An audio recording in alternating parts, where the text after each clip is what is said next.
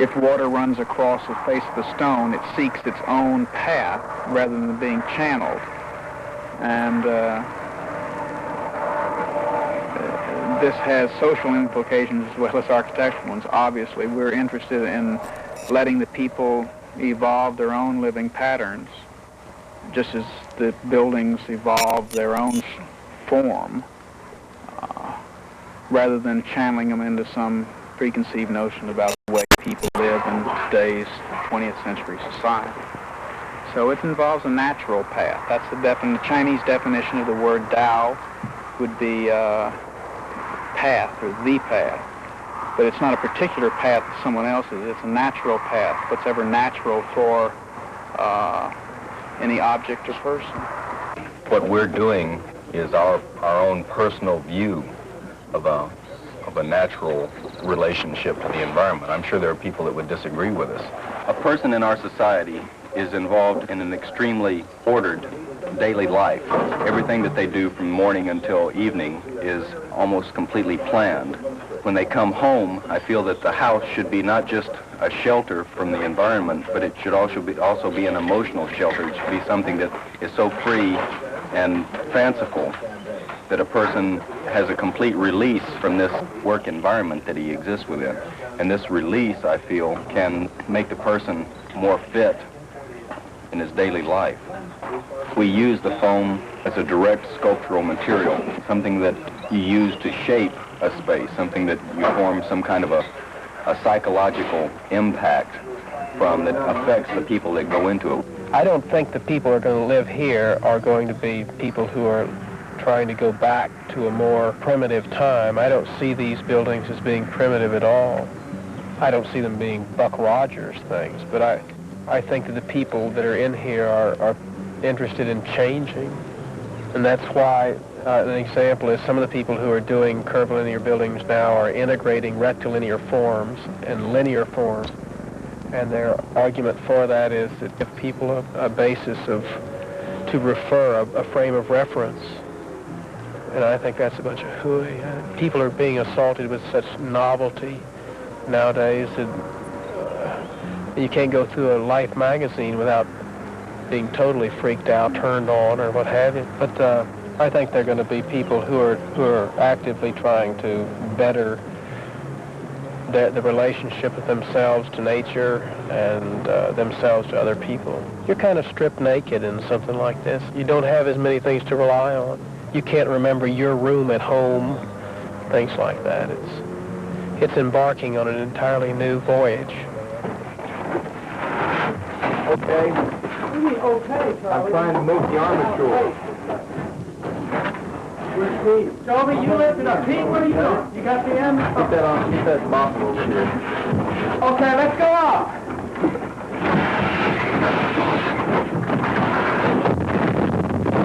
Up. Up. Come on, up. We need to turn down a lift. Oh, it's not that good. We just don't have anything to hold. That thing is up to the top. Okay, again, Toe. Up again. Good. Good.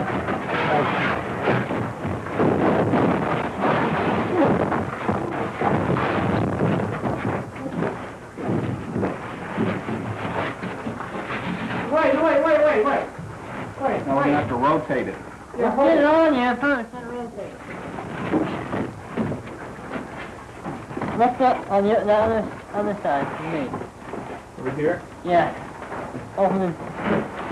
Okay. Now, rotate. See anything that matches? No, hey, you should have rotated the other way. Okay. Up the other way up.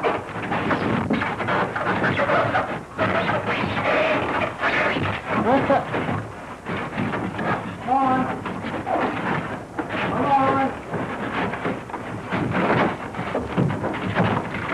Wait a minute, I think I see something missing. Right here. Right here. Okay, move it this way. Charlie, you're going to have to pull yours out over that post. Over it. Where's the hacksaw? We need to cut that pole, that little pipe off. Well, that space in there is really something. That's what I call a nice craft.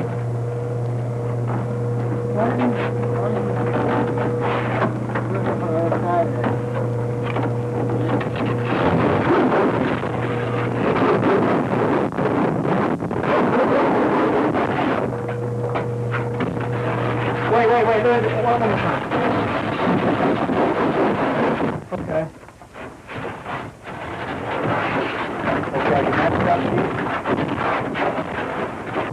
Well, I'm gonna leave it, I think like that, right? Hold it right there. Just let it overhang. No, don't correct it. Yeah.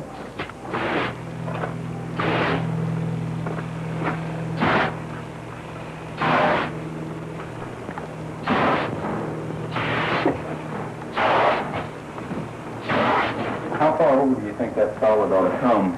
If it starts over there, comes across the kitchen, up to this place behind Wayne there. Just as long as we don't start lightening that corridor. Yeah, that point there where the north light comes down seems to be a natural ending point for that whole movement that comes across. It'll just flow. Perhaps we can run some other members so that it'll just flow all right down into that point. Make it a very strong directional element from both sides. Yeah, that came off a lot better than I thought it would. Being efficient belongs to another process entirely. We're just not that interested in being efficient. This is art. It demands waste of time and waste of materials and waste of energy. Trial and error process. More people can interact in the design of the thing. This way we can argue and shout. The technique of what we're discussing now is the ability to be able to change without much problem. If we don't like a space, then we can change it and we won't run into that problem. That can be worked out in the office also, but what we're trying to do is set up enough variables to allow ourselves different directions of construction. This is the unconscious. All writing is pig shit. Paradise now!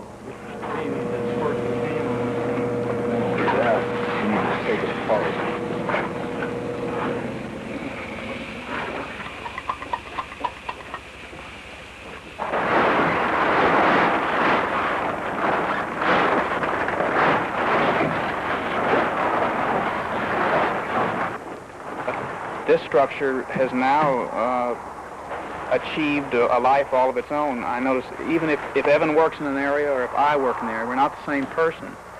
But what we did with a particular spot on the building would tend to be, well, very similar in nature. Yeah. Not exact, certainly, but similar because you're reacting to the building, which has already evolved a personality. And that's when it becomes a very natural thing. When four people can work on the same building and do essentially the same thing, it's got to be a natural thing. We don't have any big discussions where we all sit down and say, now, what are we going to do about the way this foot comes off the building?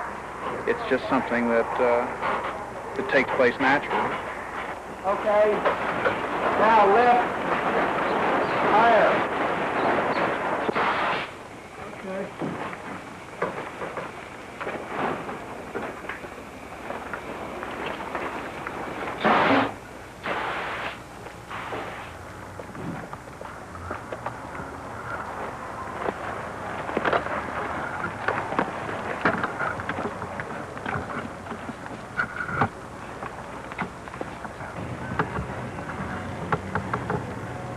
Ready if you are, Chris.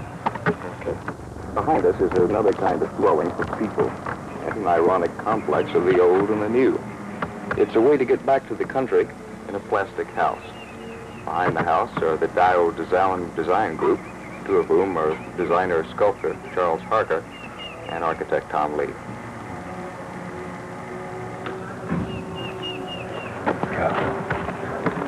One of the things we're trying to do here is to create an alternate environment.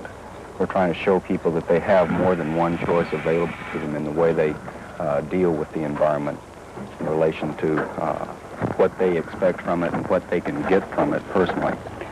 By coming out here into a fairly virgin area and building, but building within the context of the land as something that you should respect and something which has direct influence in your design, rather than coming out here and scraping the entire area off and starting from scratch with rows upon rows of houses.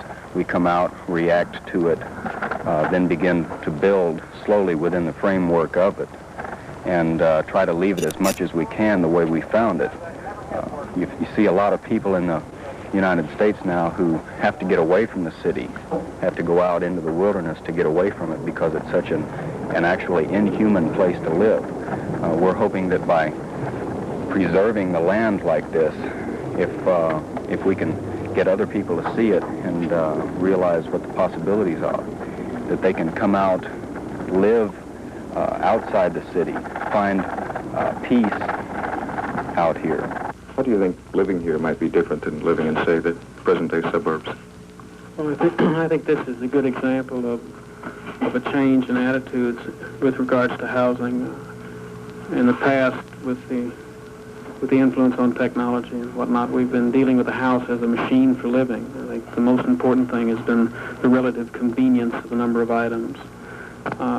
I think this is much more, I think we're dealing here with the person's emotion more than anything else, what it's like to live in a place. We care for emotional needs, I'll put it that way, as much as convenience needs. Right, trying to celebrate the function of living rather than just perform all the provide all the necessary elements to make it commodious. We're trying to create a situation in which a person will notice and enjoy each little act of his daily existence. The Dow Group stresses ecology, saying they're trying to work with the landscape with their biologically oriented forms. They haven't removed any trees or even any brush in putting up their house. They say the house will let people see the alternatives available for their homes. Kirk Wilson, Eyewitness News. Can you get this side? I can't handle over there. All right. I can hear you. Okay. That's good. Burlap over some armor here. Oh, you can do that. Inflate it and use some kind of reinforcement. But see, we have no design, or no really, other than just a spatial concept of what we want to do in the room. We have no idea what the design is doing. It's a lot easier than trying to make decisions on paper or even in a model. A model would take more time making a decision than it is, doing business. I was going to ask you about this house here.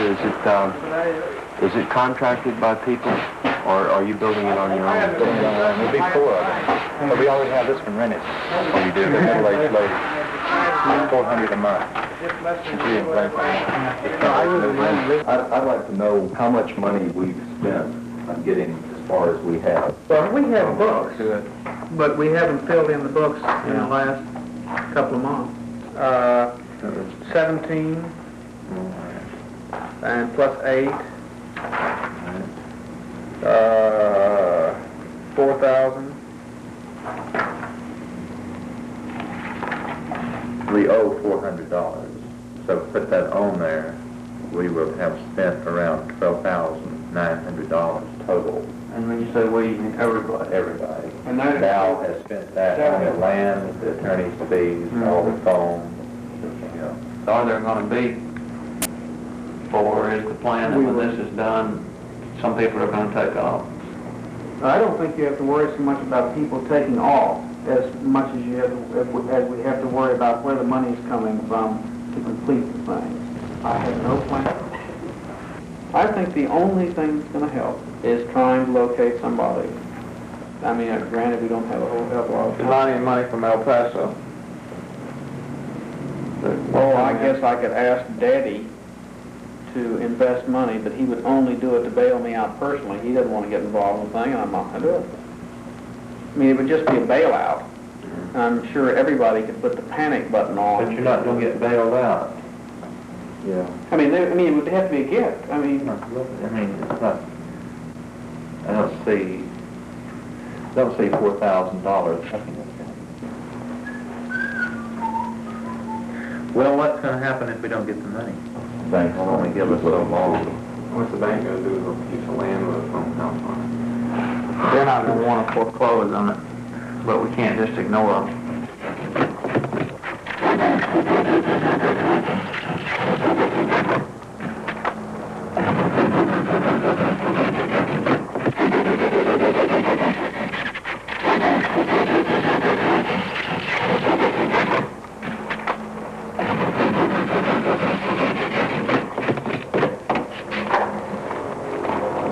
know, it seems strange after the meeting. Our situation doesn't seem to have changed very much. But I think the building assumes a life of its own after a while, and I mean, how could you ever leave anything like this out without completing it? It's just a matter of going ahead with it, unfortunately. It's one of those situations where if you just keep working, the money comes from somewhere. You just have to keep after it long enough to let enough people see it and realize that you're serious about what you're doing. The object is to get it finished, get it completed, completed like we want it to be, and I think the acceptability will be of a high enough nature to where we can find our funds, at least for completing the other units. At that level, the building should be able to speak for itself. We won't have to be saying anything to anybody anymore. Just bring them in and let them walk through it. The relationship between man and nature has been conceived as a deep, reciprocal involvement in which each can affect the other. As the forces of nature can bring prosperity or disaster to man, so can man disrupt the delicate balance of nature by his misdeeds. For earth and man constitute a single, indivisible unity which is governed by cosmic law. It's Taoism.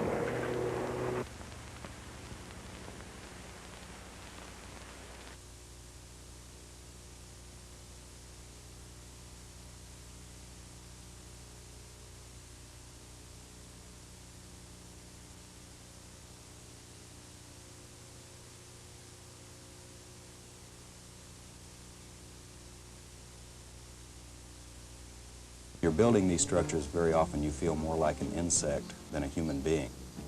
I've spent a lot of time studying the building processes that are used by termites. They secrete material that are generated inside their own bodies that is very similar, in fact, to one of the methods that we use, a direct building process in which you take the spray gun and you begin spraying.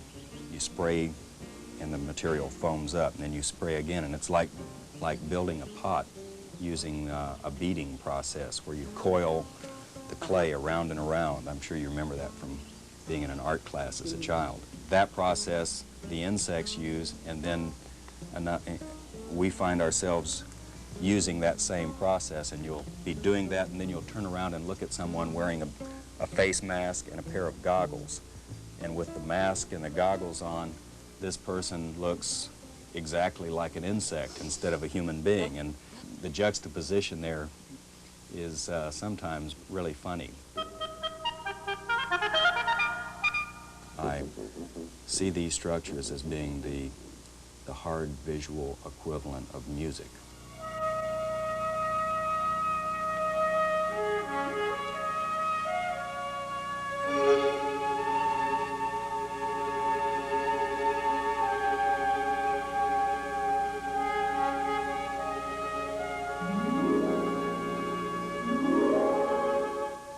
The creativity of sculptor Charles Harker is augmented by the professional insights of architect Charles Harker. These homes promise to be more than just unusual lumps of plastic, steel, and cement plaster erupting from the earth like a plant or rock formation. They are designed to last hundreds of years.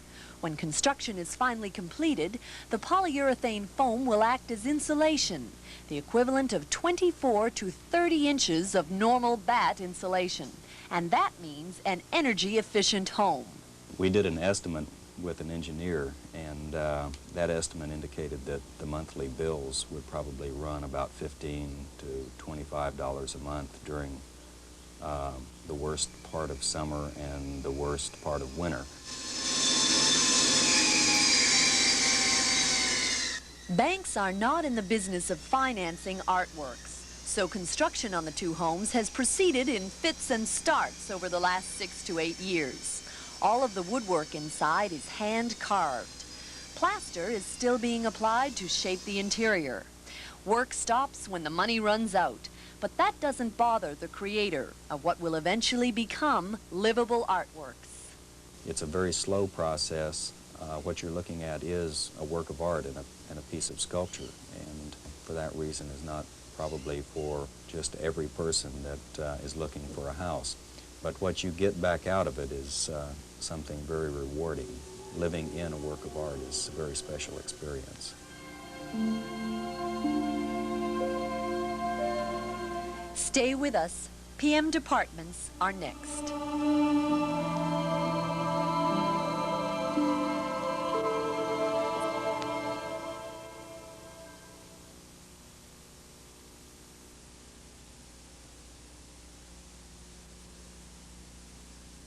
Family is Candace Hasey, and she has really been traveling all around the country and reporting back on interesting places and people.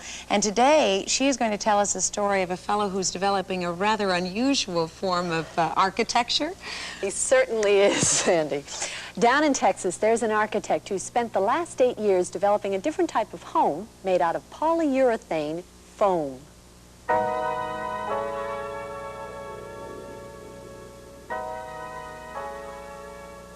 Whether it's a log cabin or a mansion, chances are your home is some form of the traditional 4 walls and a roof over your head. And it's probably made out of wood, brick, or even steel. Now journey with me into the hills outside of Austin, Texas, and open your eyes and your mind to a whole new experience in home building. Look closely. That's not a gremlin poking up out of the trees. It's a home made out of foam, one of 2 being built by an innovative architect, Charles Harker. I've always wanted to design structures that were for people, better than what we already have. So with this structure, I decided that I would make use of what I came to call a cultural mechanism. In this instance, the fairy tale, something that all of us have in our backgrounds. And so you walk down this path, and when you come upon this really strikingly unusual structure, you still are delighted by it instantly. Somehow you feel akin to it or close to it, even though you may not be sure quite why. I see a house as psychological shelter, in addition to being shelter from the elements. So I try to design a house so that it will be soothing and calming. And the forms in the house are designed much like music, so that they form flowing lyric patterns.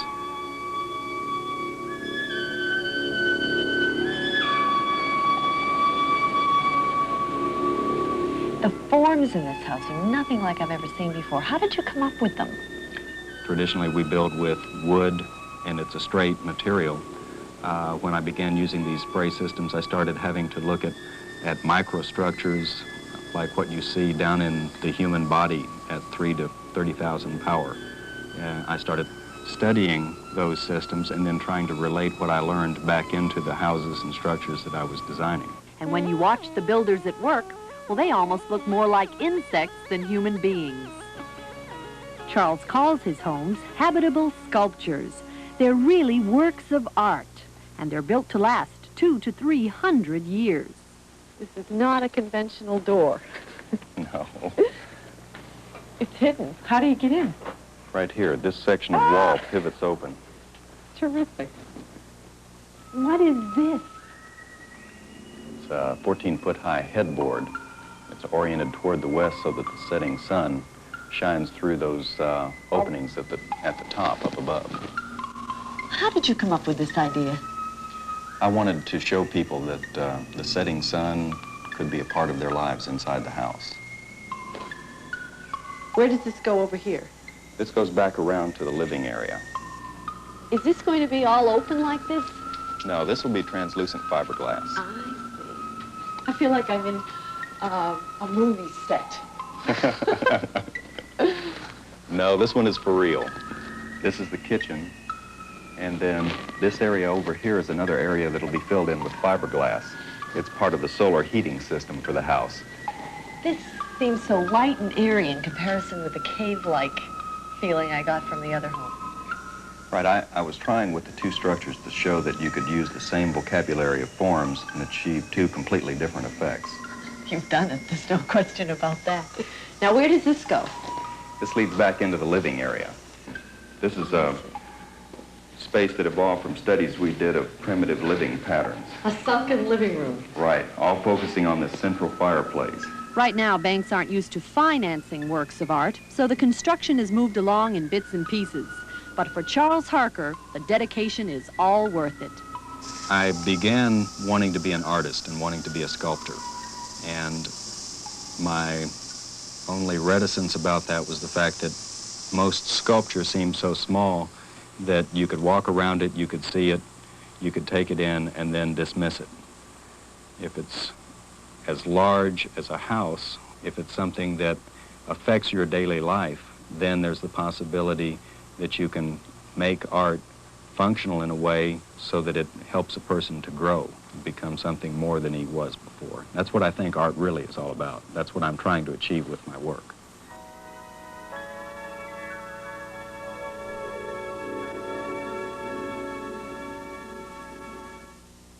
Really the most unique things I've ever seen. Did you feel comfortable there? Would you have liked to have lived in one, do you think? I really did. You know, initially it was a little bit disarming because it's so unconventional, but after a while it had that soothing, calming effect.